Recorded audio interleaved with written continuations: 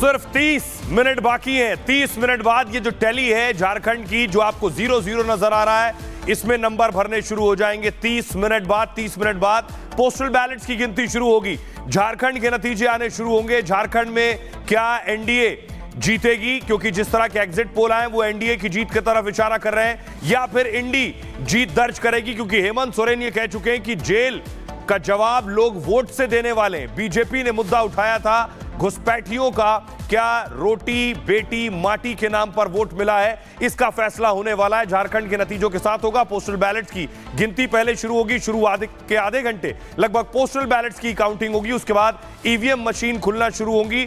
EVM machine की counting के साथ लगभग 1 से 2 घंटे में तस्वीर आनी शुरू हो जाएगी कि आखिर कौन आगे चल रहा है रुझानों में, और यही नतीजों में बदल जाएंगे। तो क्या झारखंड में बाबूलाल मरांडी मुख्यमंत्री हो सकते हैं, हेमंत सोरेन फिर से मुख्यमंत्री बन पाएंगे, ये सब चीजें देखने वाली होंगी। हेमंत सोरेन जेल में रहे और जेल के बाद वापस आए हैं। आदिवासी का मुद्दा भी हेमंत सोरेन ने उठाया है। आदिवासी अत्याचार का मुद्दा उठाया गया है। आपको याद होगा संथल परगना में जहां बीजेपी ने बहुत मेहनत की, हेमंत बिस्वा शर्मा भी वहां लगे रहे और आवाज उठाते रहे आदिवासियों के हक के लिए, और कहते रहे घुसपैठियों ने, जो बांग्लादेशी और रोहिंग्या घुसपैठियां हैं, उन्होंने दरअसल आदिवासियों का हक छीन लिया है। वापस चलते हैं सुचरिता के पास। सुचरिता, तो वोटों की गिनती बस कुछ देर बाद शुरू होने वाली है, और जैसे जैसे रुझान आएंगे आपके सामने तस्वीर साफ हो जाएगी कि महाराष्ट्र में, झारखंड में सरकार किसकी बन रही है।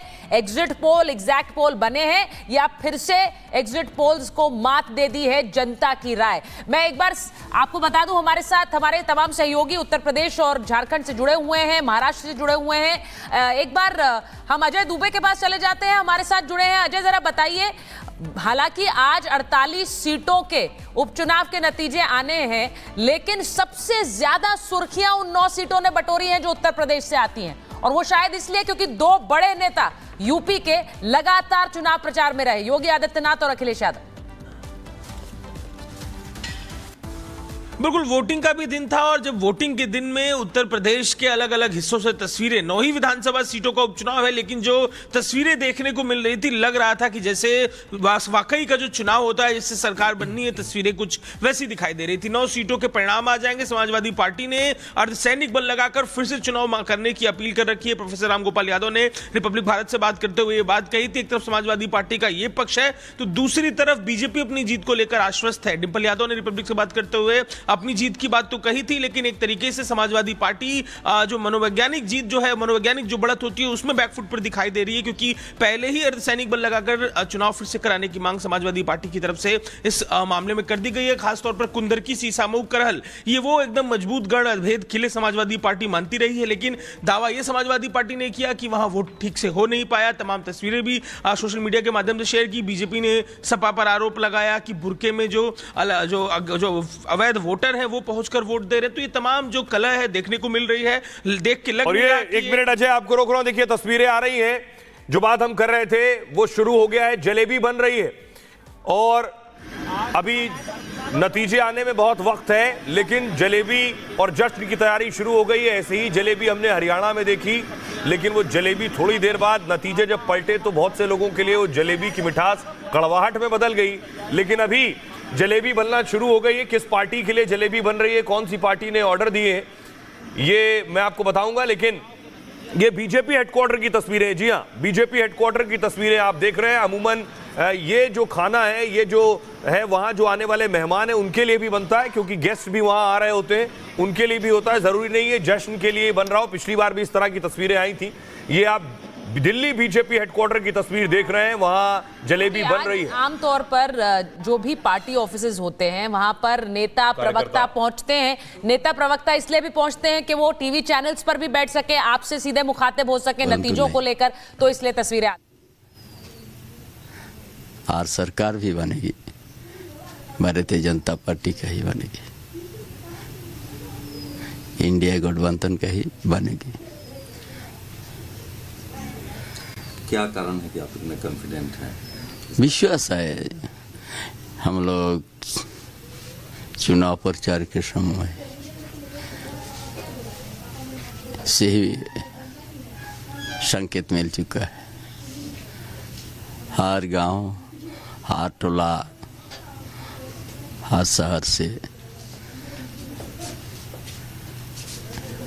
भाजपा के पक्ष में वोट हुआ, भाजपा गठबंधन के पक्ष में वोट हुआ। इसीलिए आप लोगों ने बहुत मेहनत की, क्या मुद्दे हैं जिनको लेके आप इतने विश्वास में हैं कि आपकी पार्टी? देखिए, झारखंड में सबसे बड़ा ज्वलंत मुद्दा उठा है संथाल परगना में बांग्लादेशी घुसपैठ, वहाँ का आदिवासी के जनसंख्या घटना, जिस धरती में ब्रिटिश साम्राज्यवाद भी वहाँ पर। तो चंपई सोरेन को आप सुन रहे थे और चंपई सोरेन कहा जा रहा है कि क्या एक इंपॉर्टेंट फैक्टर जेएमएम से आए बीजेपी में, क्या बीजेपी के लिए एक इंपॉर्टेंट फैक्टर बन सकते हैं? क्या जो आदिवासी वोट है और कोल्हन का जो इलाका है वहां से एक इंपॉर्टेंट जो एक चंक है वो बीजेपी के लिए ला सकते हैं? अनूप से समझ लेते हैं क्योंकि अनूप जानते हैं अच्छे तरह उस इलाके को भी। अनूप जरा बताइए, चंपई सोरेन के आने का फायदा सीटों में दिखेगा कुछ? देखिए सुचरिता, बीजेपी की कोशिश यही कि चंपई का जो वोट बैंक है उसको कैश करने की। हालांकि चंपई ने बात की थी कि वो और उनके बेटे को टिकट मिला जाए, टिकट मिला भी।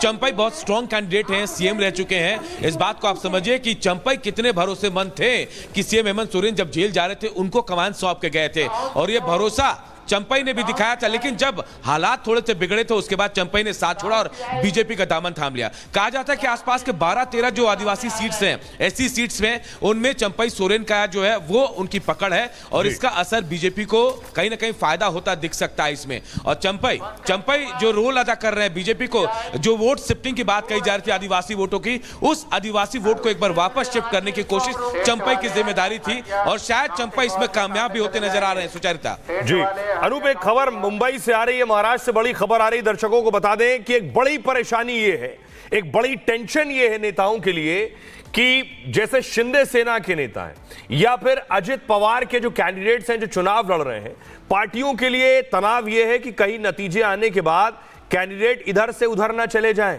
इसलिए खबर यह है कि देवेंद्र फडणवीस ने एकनाथ शिंदे और अजित पवार से बात की है कि आपके जो नेता हैं ये इधर से उधर ना जाने पाए जीतने के बाद, इसलिए इनसे बात करके रखिए। हमारे साथ कोमल और जतिन लगातार बने हुए, लोमस भी बने हुए हैं। कोमल, अगर आपको जानकारी है तो दर्शकों को बताइए। एक बैठक भी एमवीए ने बुलाई है, सत्यप्रकाश ने कुछ वक्त पहले बताया है कि दोपहर में ही ये बैठक बुलाई गई है, यानी एमवीए भी सोच रही है कि उनका कोई विधायक ना छिटक जाए। महायुति यानी एनडीए भी ये सोच रही है उनका विधायक ना छिटक जाए।